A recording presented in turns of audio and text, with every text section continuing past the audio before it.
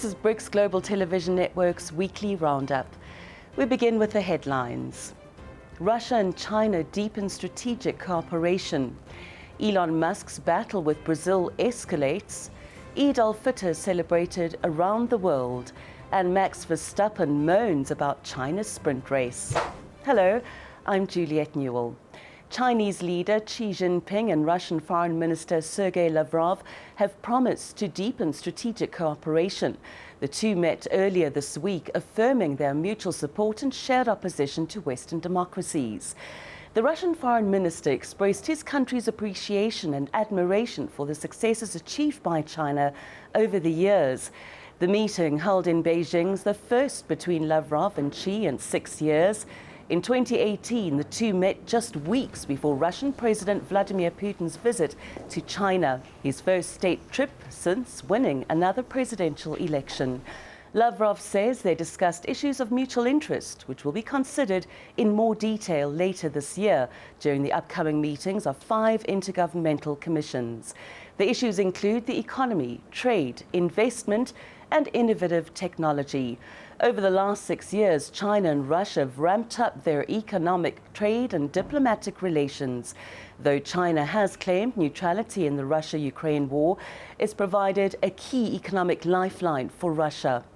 After winning this year's elections, Putin, now serving his 5th term in office, said he's considering another visit to China. The Kremlin, however, has yet to confirm any travel plans. To India now. From April the 19th to June the 1st, the country will hold its 18th Lok Sabha elections, the biggest one yet. Spanning 7 phases and lasting 44 days, 960 million eligible voters will choose the 543 members of the lower house of parliament. Additionally, 4 states, Andhra Pradesh, Arunachal Pradesh, Odisha and Sikkim, will hold their legislative assembly elections alongside the Lok Sabha polls. There'll also be by-elections for 35 seats across 16 states. BGTN's Yolanda Pondo has more. This election will be particularly interesting as incumbent Prime Minister Narendra Modi seeks a 3rd term in office. Modi and his Bharatiya Janata Party are largely expected to win the elections. Their focus remains on Uttar Pradesh, the northern state that holds the largest legislature in India. It's a crucial battleground and voters are scrutinizing the promises and plans set out by contenders. Uttar Pradesh is also the poorest state in India and the electorate is likely considering promises made by the opposition Congress party. Its elections manifesto focuses on social spending and claims the Bharatiya Janata Party favors the interests of the rich. Some interesting facts about India's elections. The country's electorate has grown exponentially since 1951, from 173 million to over 900 million in 2019. Less than 40% of the voters between the ages of 18 and 19 years old have registered for the upcoming elections. Non-residential Indians are not allowed to vote from abroad. The law states they must be in India to cast their votes. India's electorate of 960 million is bigger than the population of all the countries in Europe combined.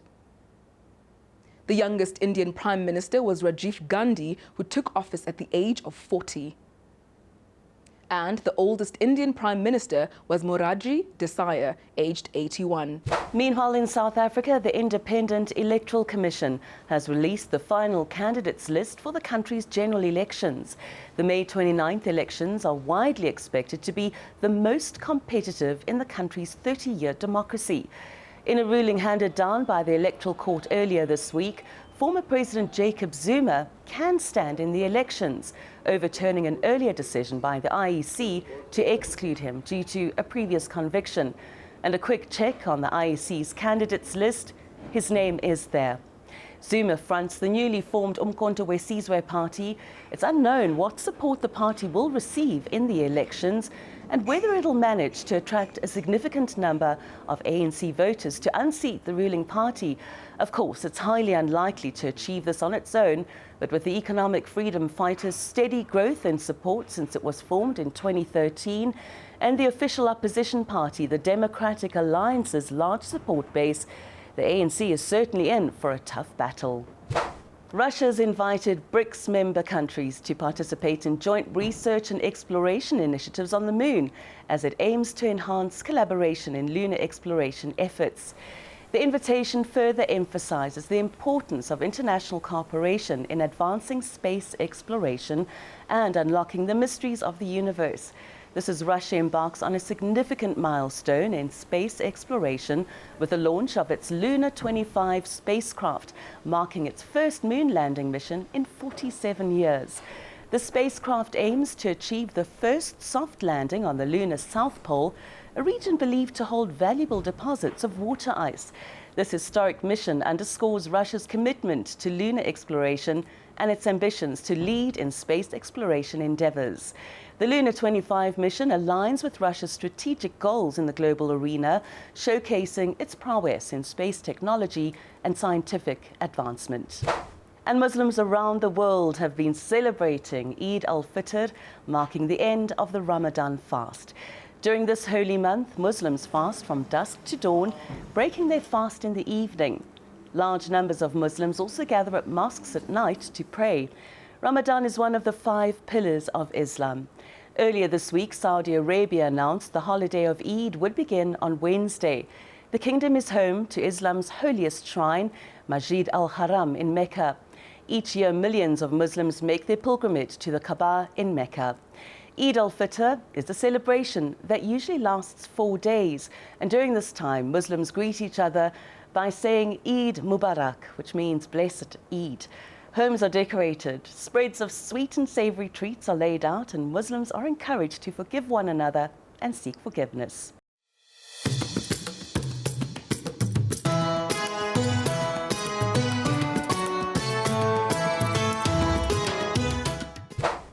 Coming up, Brics business news, but first, a sneak peek at what you can look forward to coming to BGTN soon.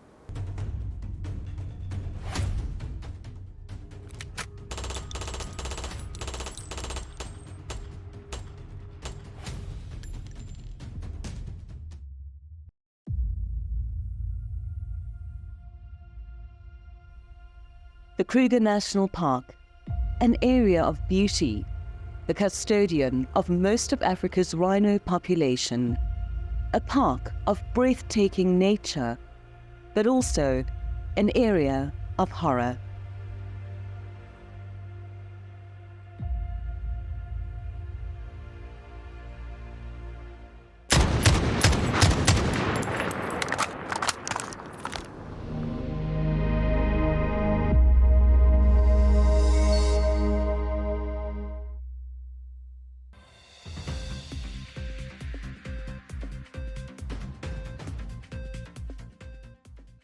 In East Africa, Ethiopia has until the end of June to secure a financial agreement with the International Monetary Fund.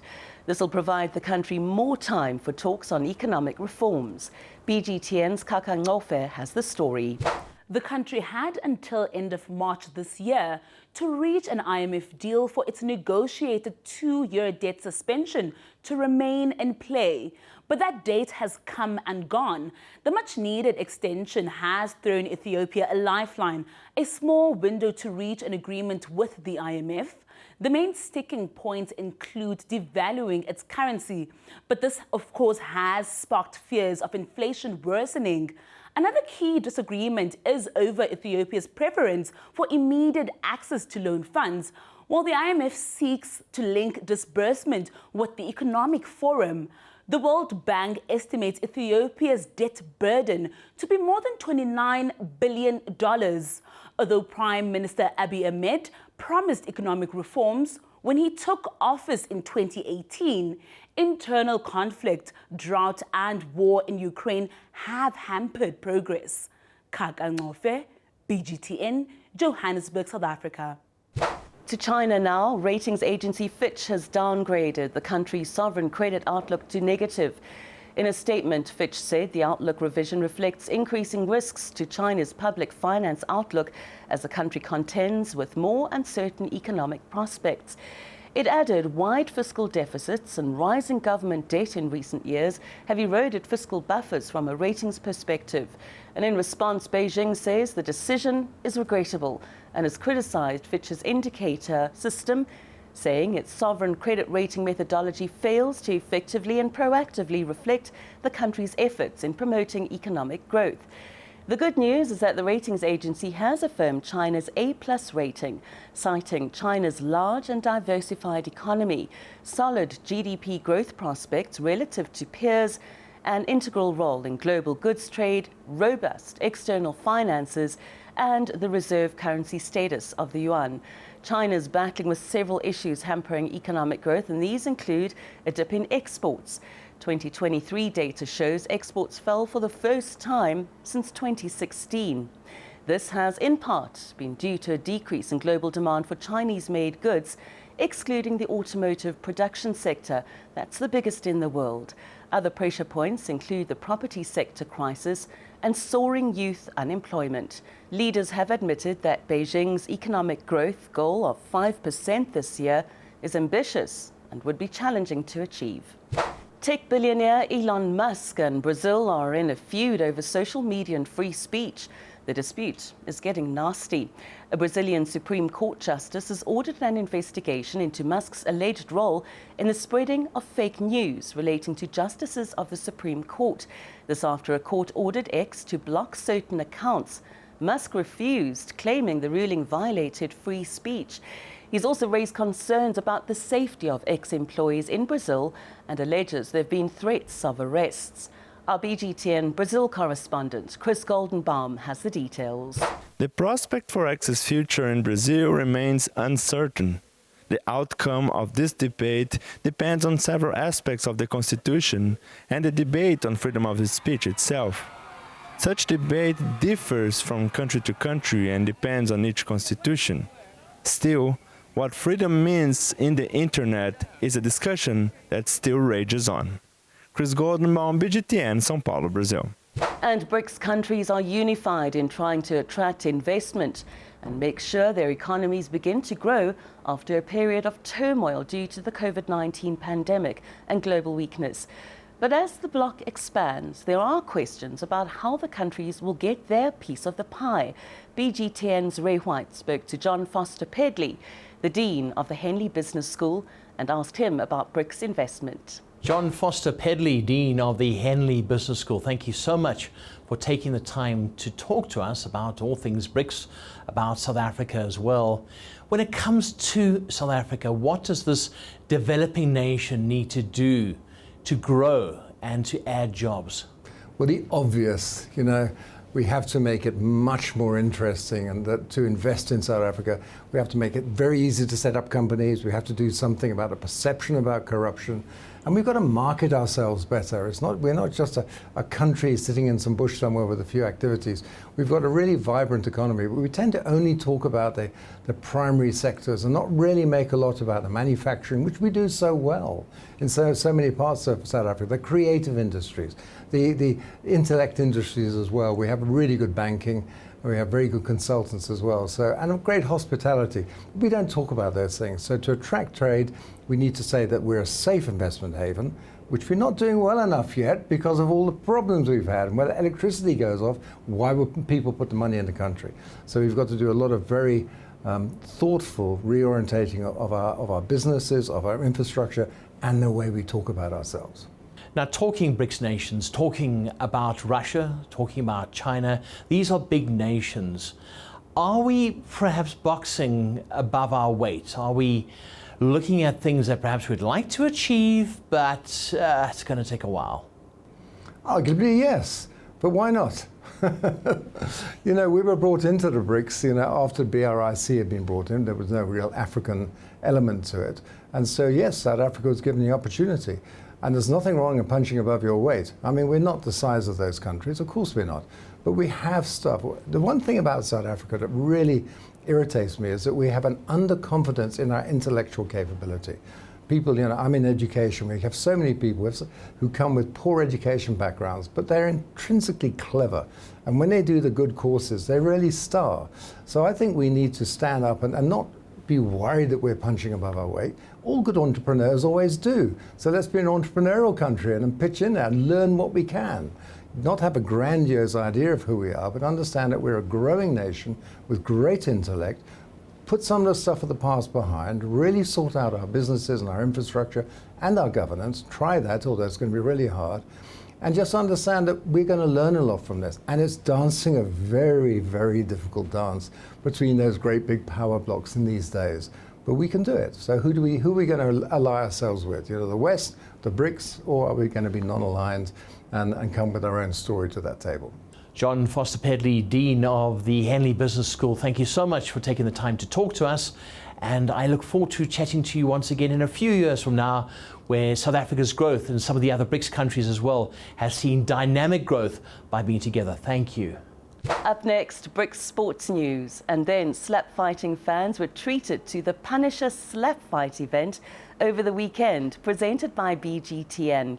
The heart-pounding, nail-biting, slapping action had the audience on the edge of their seats. But first, a quick look at other stories coming soon to BGTN.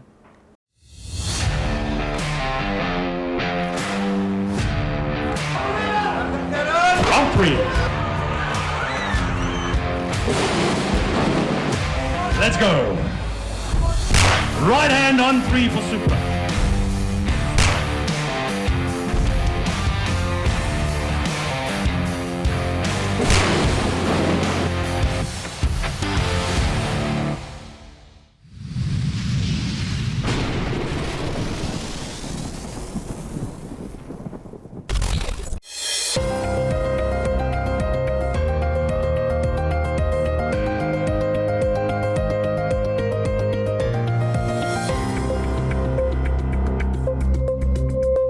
I'm Pauluslia, and it's a pleasure to be with you. I'm Juliet Newell with your BGTN Weekly News Roundup. Hi, I'm Ingam Zilani. 6 years with Al-Qaeda. It all went wrong in Timbuktu, which is in Northwest Africa, West Africa.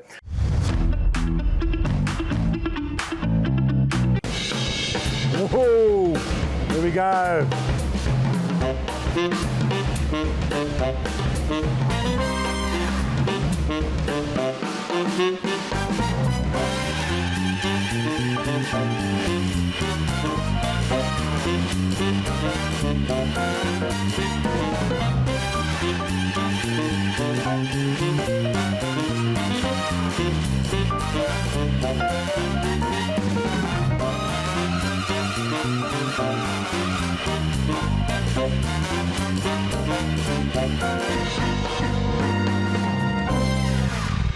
A return to paradise. Saudi Arabia is working towards turning desert into what it once was, a land of grass and trees.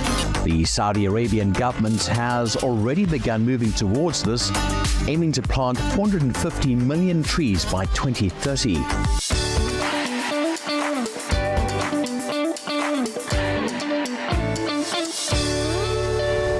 Russia, India, China, South Africa. South Africa. What else? BRICS, China, Korea. No, it's only South Africa.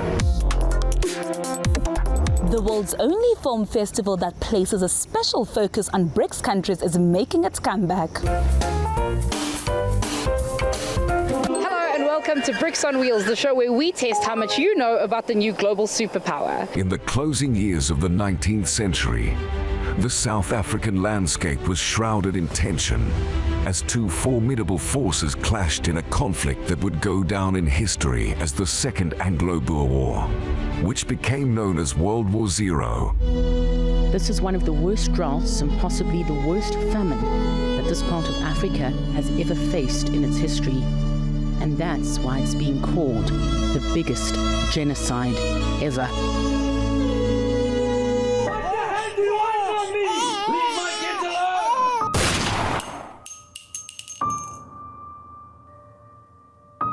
Vir mense voete is die hele stoepie volgevind, soos wat sy hom gehardloop het om hom te probeer help. They don't have a choice, they hold him down and inject him. There's many cases where they've taken him and cut them and rubbed it in on them. Young 16-year-olds. As Saudi Arabia joins BRICS, we say welcome to the family. Saudi Arabia is a gateway to the Middle East. which gives infinite possibilities for the 5 BRICS countries.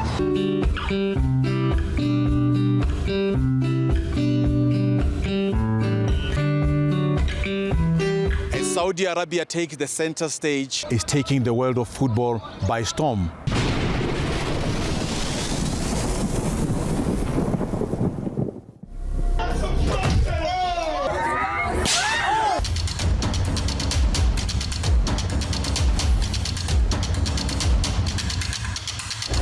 Every guy on the street thinks he can fight. Every guy on Facebook thinks he can fight.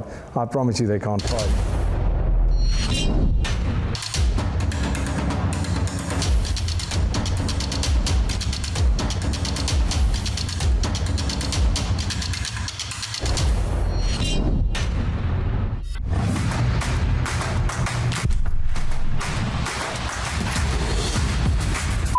Hi, I'm Ava. I think you should watch BGTN TV because it's the best. It's the best.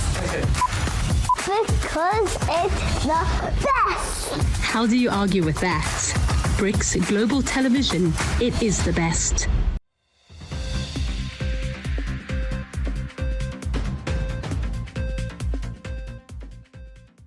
Formula One teams are gearing up for the upcoming Chinese Grand Prix. The race will return to the Shanghai circuit on the 19th to the 21st of April, the first time in 5 years. And it's the 5th round of the season, following Bahrain, Saudi Arabia, Australia and Japan. Max Verstappen leads the drivers' standings at the moment with 77 points.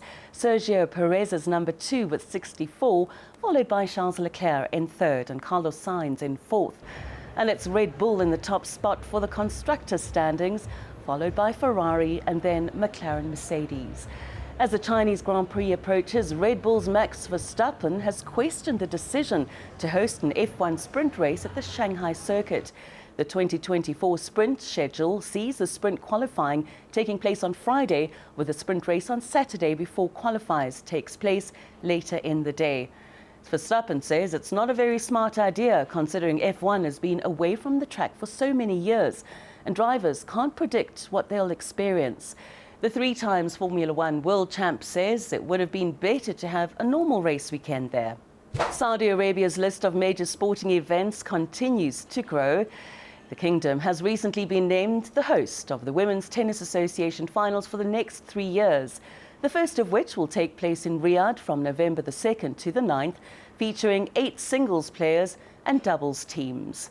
Saudi Arabia already has several high-profile sporting events on its calendar, including Formula One, heavyweight boxing and horse racing. Let's not forget the Saudi League that's recruited some of the biggest football names in the world. And Live Golf is financed by the Saudi Public Investment Fund. The name of the professional men's golf tour, Live, refers to the Roman numerals for 54, and that's how many holes are played at Live events. And to India now, where the IPL is currently underway, and there's been much talk about the league's rising star, Mayank Yadav. The 21-year-old, a young and promising Indian cricketer, is lighting up the cricket pitch as he makes his mark in the Indian Premier League this year. The bowling prodigy is a right-arm fast bowler known for his pace. He's garnering a lot of attention from bowling the fastest delivery in the 2024 IPL so far at an impressive 156.7 kilometers per hour. Playing for the Lucknow Super Giants, his IPL debut against Punjab Kings saw him bag 3 wickets and top that off by being named man of the match. But pace alone, though, is rarely enough at top level. This, coupled with his control, certainly stands him in good stead. He's also varied his length without affecting his pace, and the IPL season so far, he hasn't bowled a single extra yet. But early in the week, he walked off the field during a match against Gujarat Titans, citing pain in his lower abdominal area. The CEO of Lucknow Super Giants, Vinod Bisht, says he will keep an eye on Mayank's progress over the next week and hopes for a swift return to the field. And finally, a fairly new sport taking the world by storm. Slap fighting is rapidly gaining popularity in South Africa. Over the weekend, Brics Global Television Network presented its first ever slap fighting event, the Punisher Slap Fight, in Benoni, Ekurhuleni. Take a look.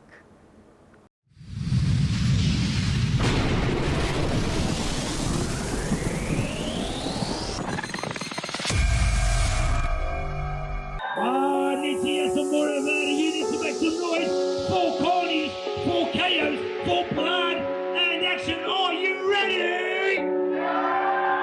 2, 3.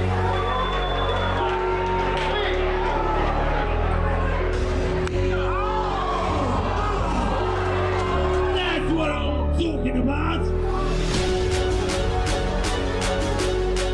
We are coming to you live from Benoni at the Butcher's Backyard.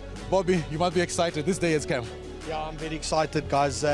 We've got 6 new fights happening today. Fresh blood coming in. And we're preparing the guys at Punisher for Ultimate. Mr. Bester, this is your first event from BGTN. It is. How does it feel today? I'm really happy. It looks awesome. The fighters are here. The turnout is good. That's why we got involved. Hold on, don't take any bets because I promise you things are going to turn out any which way. Thanks so much, Ray. Well, I'm really excited to be here. Such a great turnout. And I've just discovered slap fighting. Wow. And you've got to see the size of these guys. They are absolutely massive. And I'm not sure if I should be hiding under this banner or just sitting in the crowd and watching, but I'm really excited. This is the best of the slap fighters ever, brought to you by BGTN. That's 1, 2, 3. Wow, what a shirt.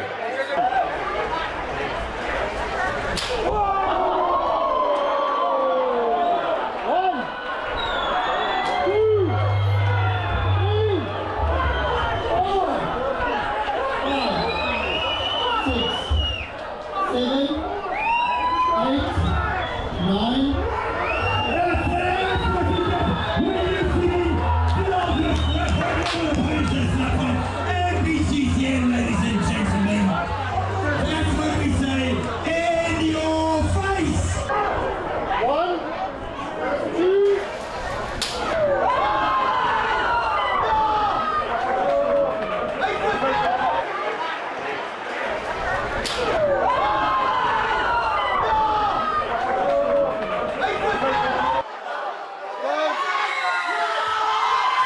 That's when the Mauritius coming to say hello. Give it up! It's been the most amazing night tonight. I've had a really good time, but I've learnt a few techniques. I'm sure you have as well. I did. I think in the next event on the 1st of June we are coming and I will take a slap there, but maybe we should do it tonight. Are you ready? Yeah, I'm ready. 1, 2.